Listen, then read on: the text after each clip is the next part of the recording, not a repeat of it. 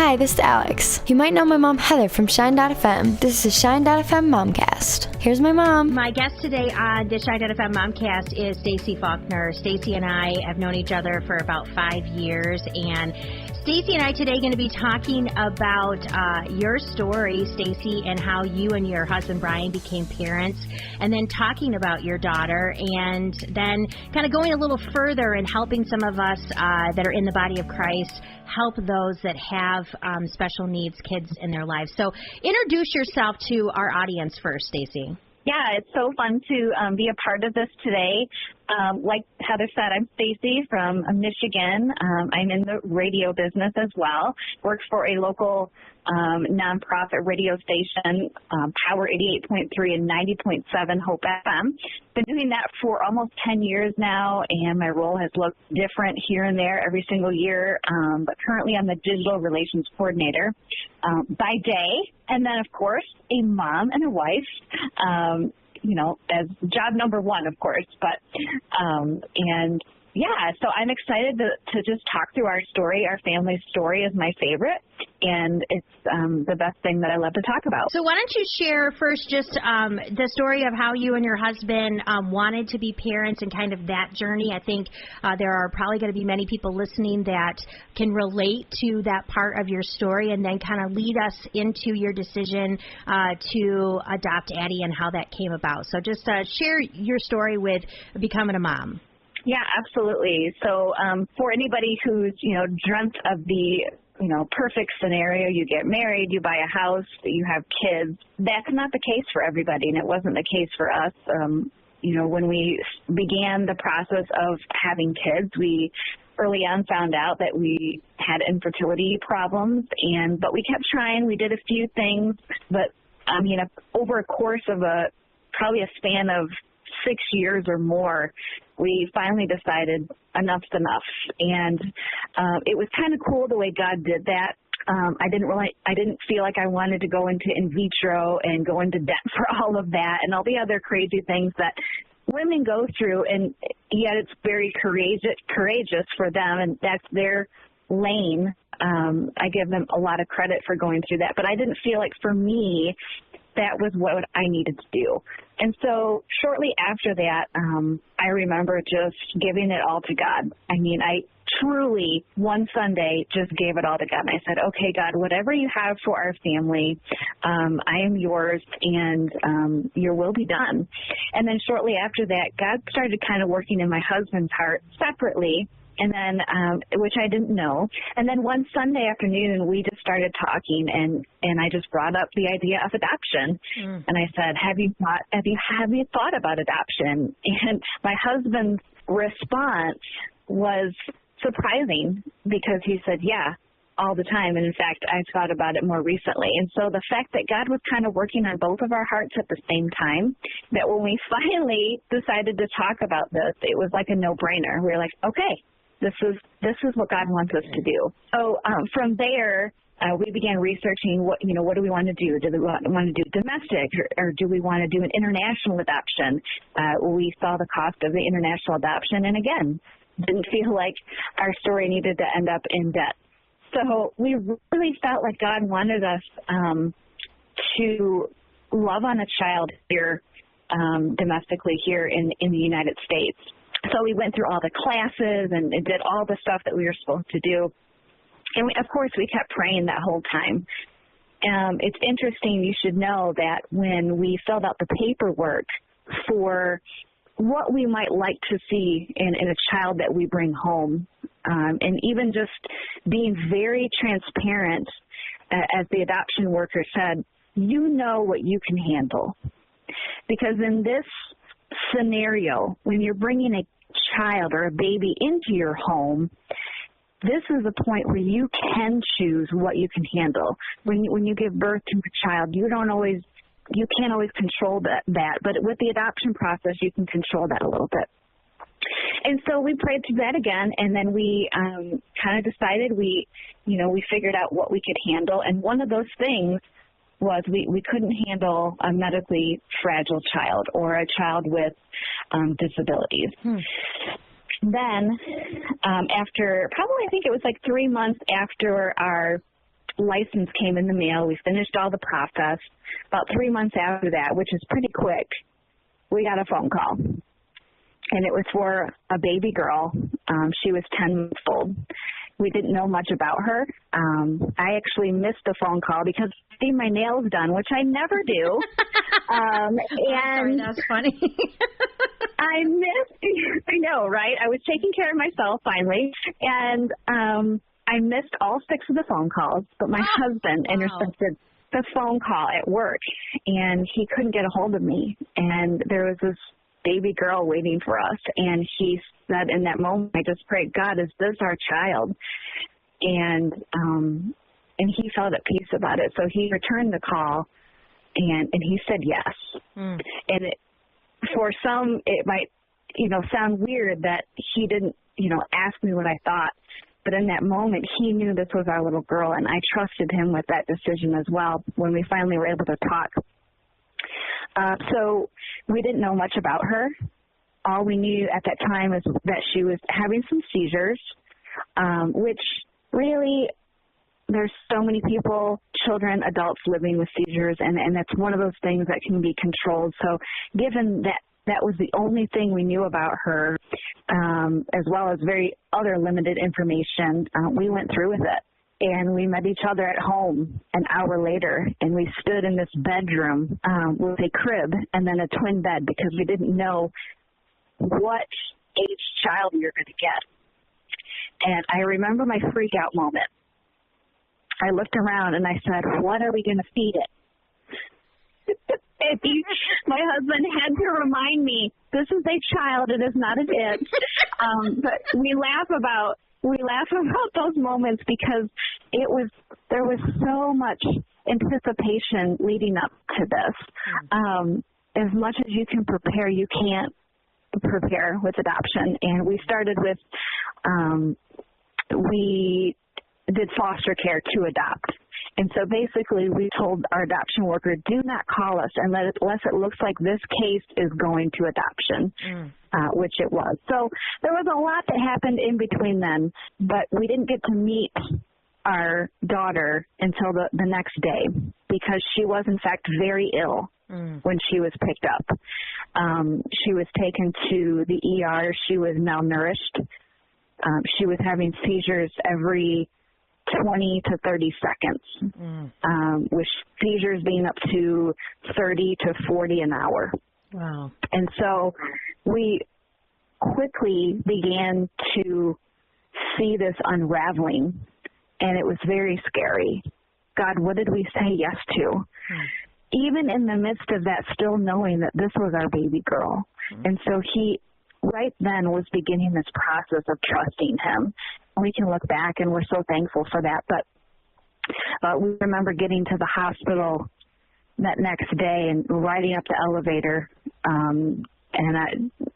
You think you can prepare for that moment when you see your child for the first time, whether it is you're giving birth to them or whether you're picking them up from a hospital. And that was always one of my dreams. I always said to my husband, I want to bring a baby home from a hospital. And God allowed that to happen. And it was amazing. She was in the hospital for a good week, just getting nourished, getting her medications right. But finally, when they were like, are you ready to bring home? He reminded me, Stacy, do you remember that was one of your dreams, to bring a baby home from a hospital? And you got to do that. And I just remember breaking down in the hallway of the hospital. And there's so many moments. I mean, I could go on and on about the God moments involved in this story. But absolutely, our Adeline was meant to be with us. That is so cool. So let's talk about the fact that, yes, you said that you did not want a medically challenged child. What I love, and I actually just got tears in my eyes, is that when God gave you guys that vision and you knew that Addie was going to be yours, how that, there's been a lot of challenges, and I want you to talk about that a little bit, because it wasn't just seizures. There's been a lot more that you have figured out about what has been going on with Addie, but that you both were on the same page, and that even though you didn't think that you could handle a medically challenged child, that is really what God has given you in Addie. She does have special needs. And so talk about what you guys have found out and figured out about Addie since you brought her home. Absolutely. So, like you said, we knew she had the seizures, but other than that, we didn't know. And it was like chasing rabbit holes. Really still chasing rabbit holes because there was no history on her. There was no history on the family, some of the birth family information, but there was nothing on her. And so when we went to the hospital, we learned of her seizures. We saw her seizures, which every single 20 seconds was heartbreaking. We didn't know until about 3 weeks after we brought her home. We went to see a neurologist, and we got the second diagnosis of cerebral palsy. Which actually goes hand in hand. She was a uterine rupture. Her birth mother had a uterine rupture at birth, and so she lost oxygen. She didn't breathe for the first 3 minutes of her life. She's a miracle. And so the lack of oxygen led to the seizures, which led to the cerebral palsy. And so we found things out little by little, and I have a binder still, the biggest binder you've ever seen of notes and doctor's appointments and the history of the last, she's 6 now, but over the last 5 or 6 years of us just chasing rabbit holes and figuring out who is Addie complexly as far as her abilities or disabilities and her medical needs. So, it has been a crazy 6 years, and we still haven't figured it out yet. I'm still looking for that book that's supposed to explain everything. But again,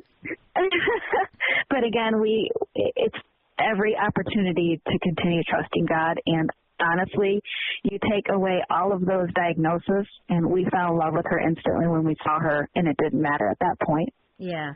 So let's talk about cerebral palsy, because I know that and I've known you for 5 years, and I believe it was right around the time when you and I met that you guys were in the process of bringing Addie home and adopting her. But let's talk specifically. I do not know a lot about cerebral palsy, and I have shared with you that I have had huge misconceptions about someone with cerebral palsy, and there were things that you have shared in a private group that I'm a part of, that you've also shared on social media about what and how Addie can communicate with you guys, especially now. Like, I specifically remember a time when you shared on social media that Addie, or maybe it was even in the private group that we're part of, I can't remember exactly, where Addie was really frustrated when you guys would leave her alone in a room.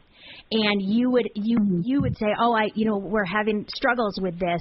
And because of some of the misconceptions that I have had about cerebral palsy, I didn't quite understand that. And so what's good is that you and I are friends, and we were able to facilitate some conversations. But I think for people in the church who maybe are friends with or even just in the body of Christ with people who have kids who have cerebral palsy, help explain what goes on with Addie, what you guys have figured out, and what you think people, what those misconceptions are that people have about cerebral palsy. Absolutely.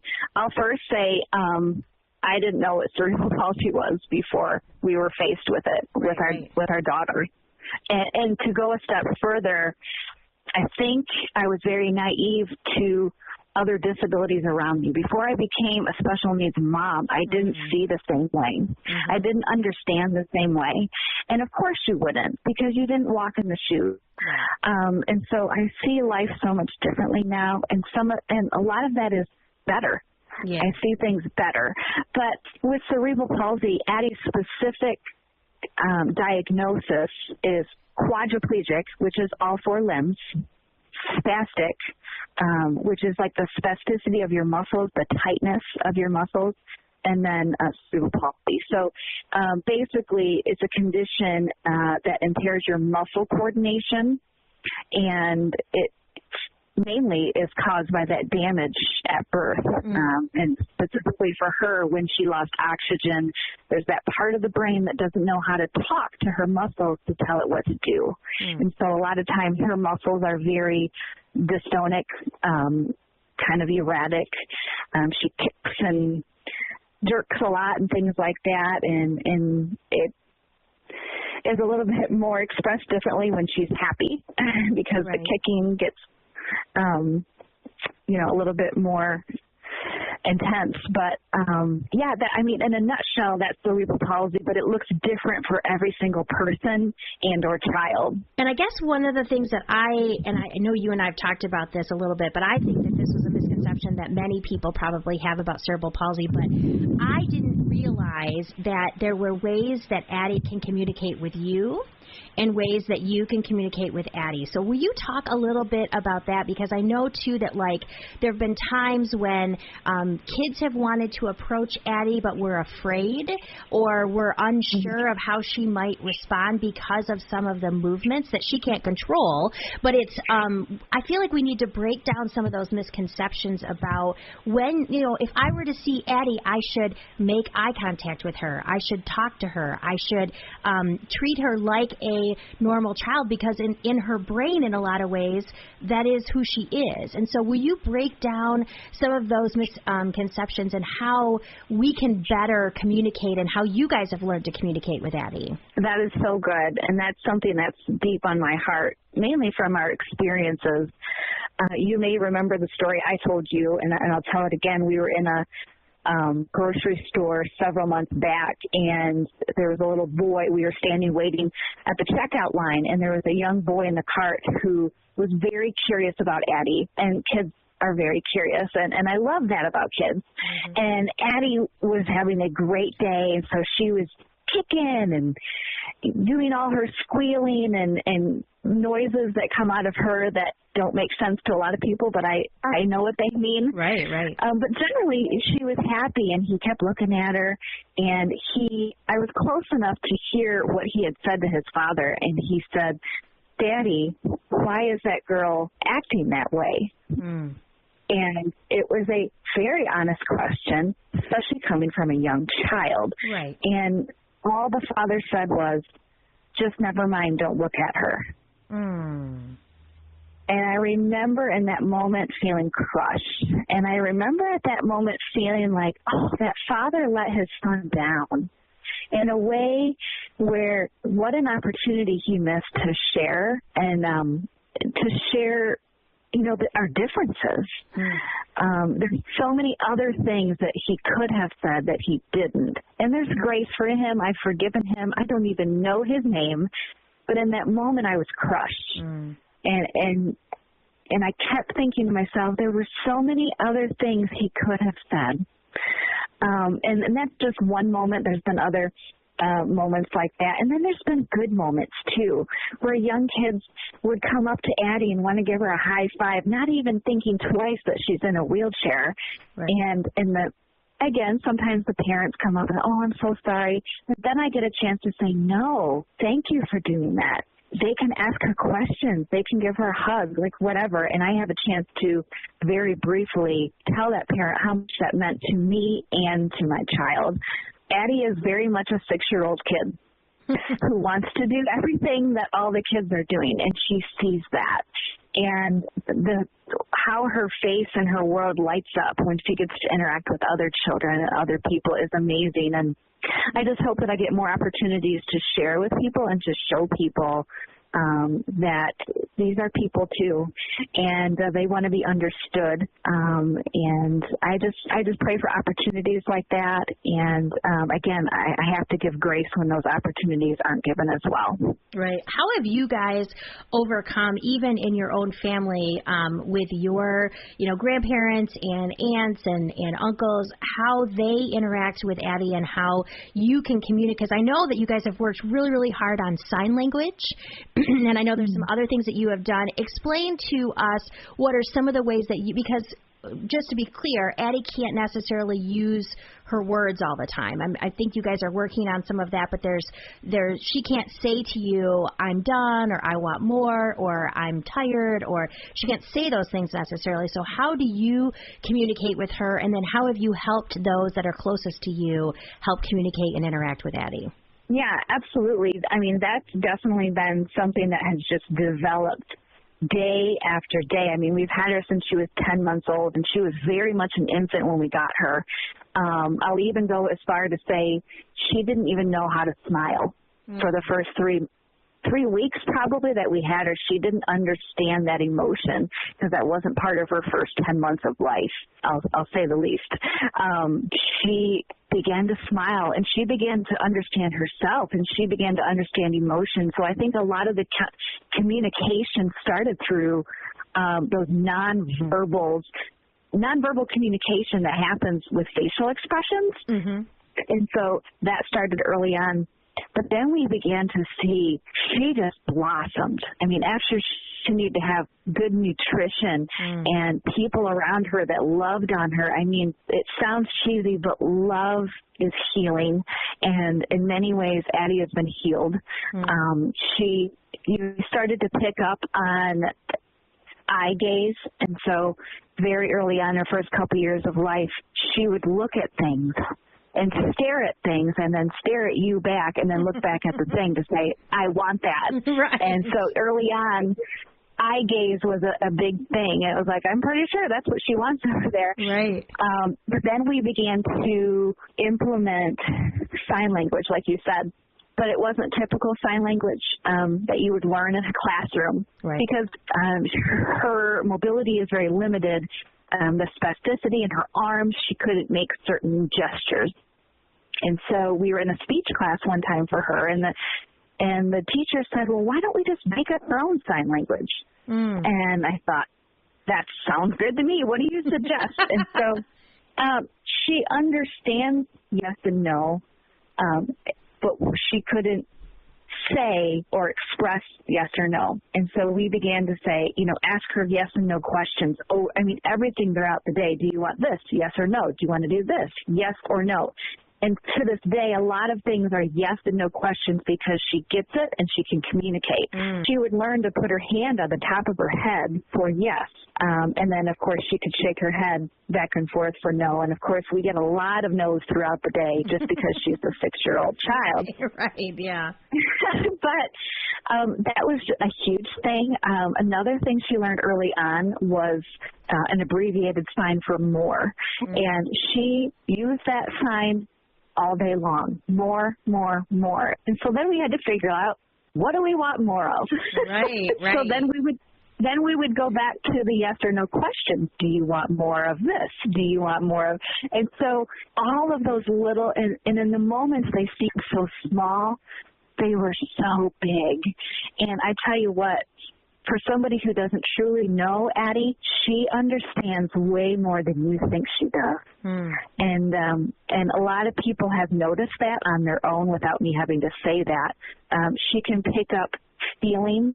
She can pick up a tone in a room, and she, it's almost like she has this extra special gift. Even though she's nonverbal, she picks up on so many other things. And if this makes sense. Yeah. Let's shift a little bit now to what do you think is the biggest hurdle that you guys as a family have had to overcome having a special need, being a special needs family? Like what's been one of the harder things that you guys are working on or overcome? And I think I know what the answer is going to be, but I want to know what you have to say. But, for families who are also with special needs kids, what are some struggles that you guys have had and how have you overcome them? I think, of course, all three, mentally, physically, regardless of whether you have an atypical child or a special needs child, being a parent of young ones is mentally and physically exhausting. And you know that, Heather. Yeah. So, but then you add those special needs on top of it, and it's magnified. And then, of course, emotionally, I think for me, I went from having a full-time job at the radio station to having to work part-time there. I'm very grateful for the flexibility that I've been given. I found a lot of pride in my job, and I've always worked, if not 1, 2, or 3 jobs throughout my life. And so from going from having a full-time career to having to cut back on that or having to say no to that, or I'll even go as far to say not seeing my friends as much. All of those different branches were very hard for me. I had to redefine who I was.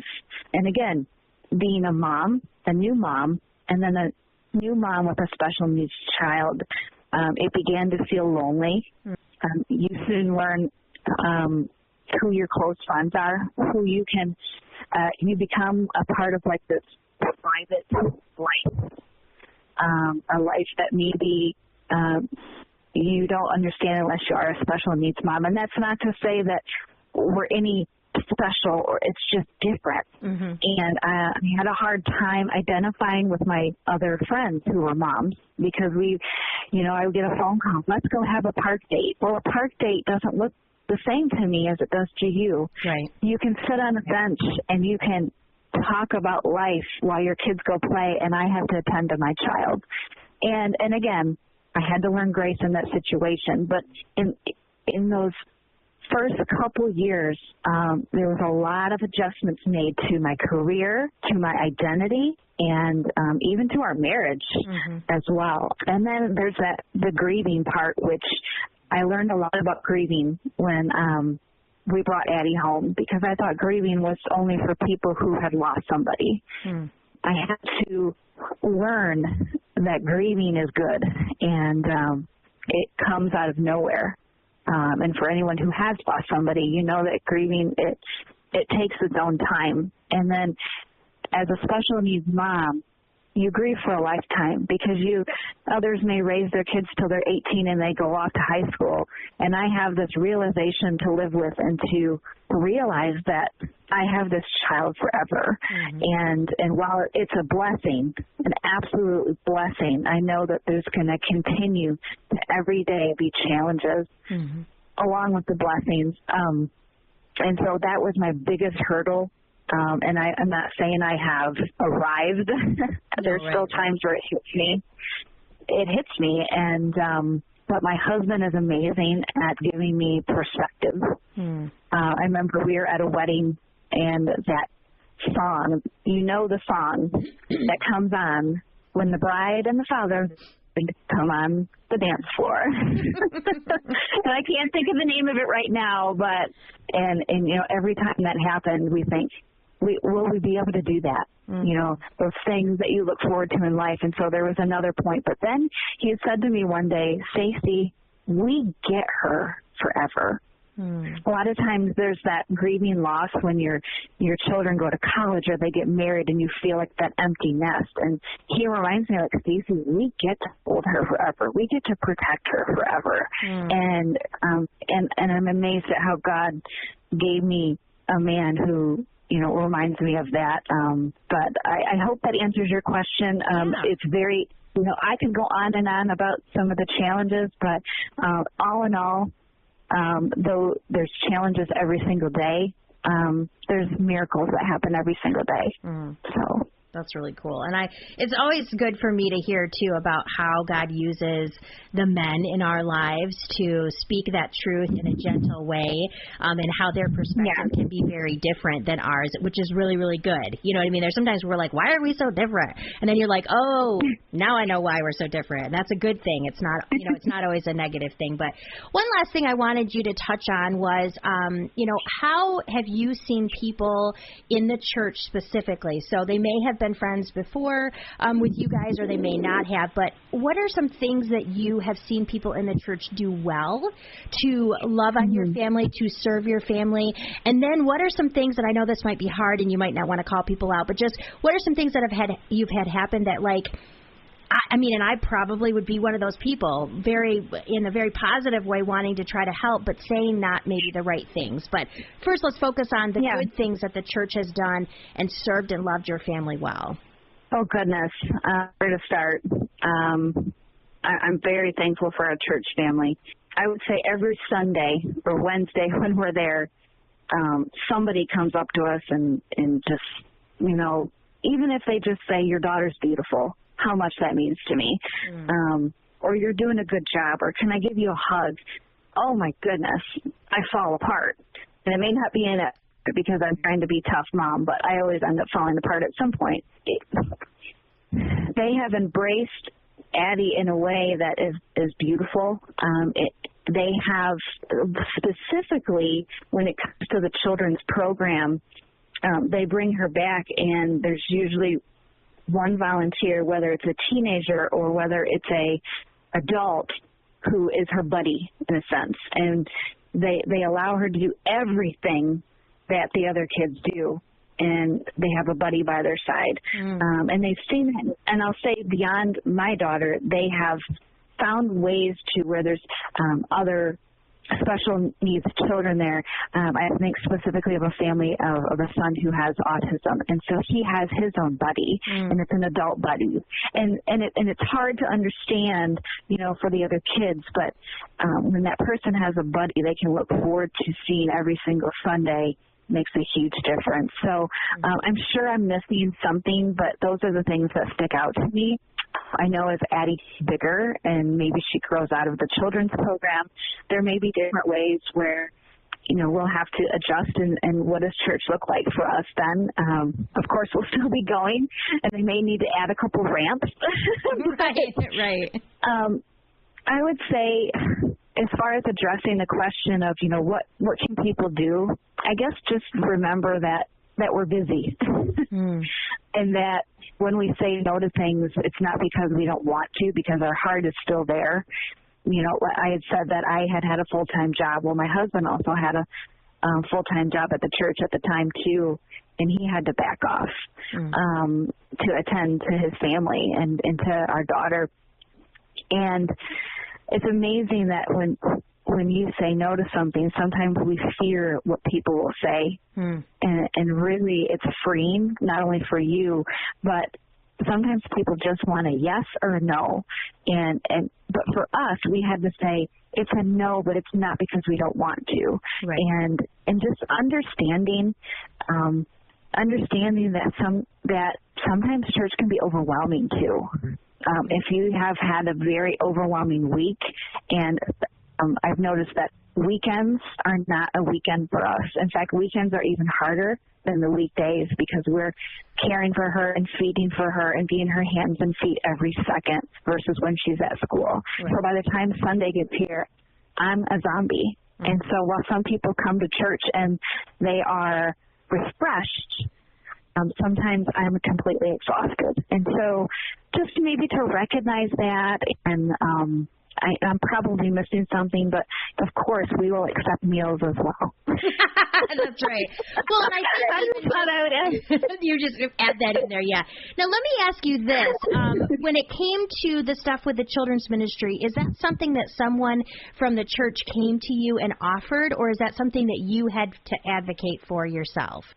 I don't think it was anything we had to personally advocate for. I think during the same time of Addie getting into the children's ministry, we began talking about that anyways, because there were several families showing up with special needs children.